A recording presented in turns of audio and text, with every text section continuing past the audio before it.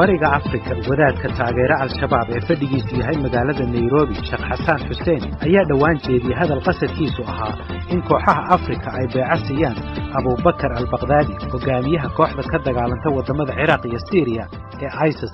wadaadaha jihaadiyiinta hadda raba in ay Mulla Umar ka dhigaan khaliif caama wadaadka Afgaaniga waxay ka cararayaan Abu Bakr al-Baghdadi tiisa hadda uu sheegta laga cararayo aniga Xasan shakhsiyan wadaadka عراقية قريشات بيعديسة خلافديسة وحلو ديو شرعا مقرمة كل إمارة كسوتنا وباطلة شرعا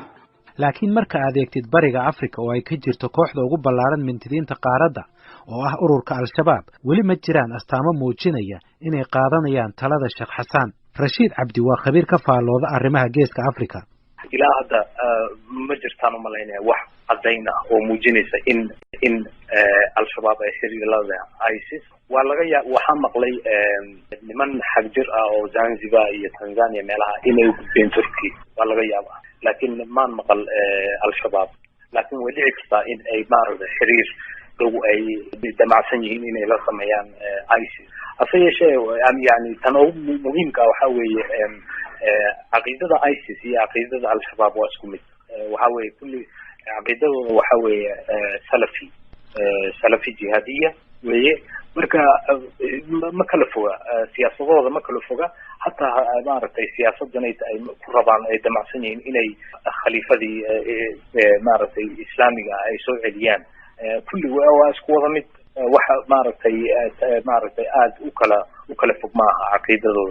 iyo siyaasadooda iyo istaraatiijiyadooda Matt Bryden oo agaasimo ka ah hay'adda sahne cilmi baarista waxa uu sheegay in ISIS ay doonayso in dibadda ka qortaan dadka iyaga taabacsan meelaha ay u hanqal taagayaan ay ku jirto geeska Afrika balse sida ay taasi u suurta gali karto ay wali su'aali ka taagan tahay ISIS is a globe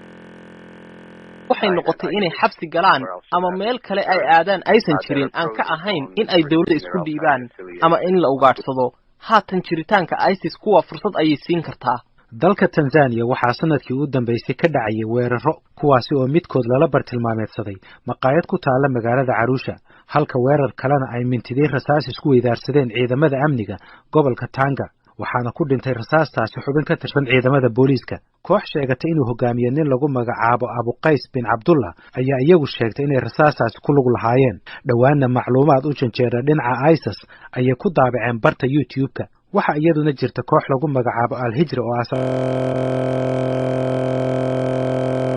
caalami ah markii ay liqeen Al-Hijra iyo kooxaha kale ee bariga Afrika المهاجرون هاتن مله hogaamiye iyo xubno la yaqaan joogitaankoodu waa internetka oo kaliya waa inaan muddo sugnaa in ay noqdaan urur muuqda oo halkan ka jira iyo in kale waxa muuqata haatan in ururka ISIS uu ku fiday waqooyiga galbeedka iyo waliba bartamaha qaaradda Afrika haddaba fiditaanka ISIS muxuu uga dhigan yahay qaaradda Afrika J.M. Berger oo ah qoraaga buugga ISIS ururka argagaxa ayaa sharaxaya Well, I think what we're seeing, the influence of ISIS in the Middle East, is that it's really been able to sow a lot of chaos and destabilize areas where it can find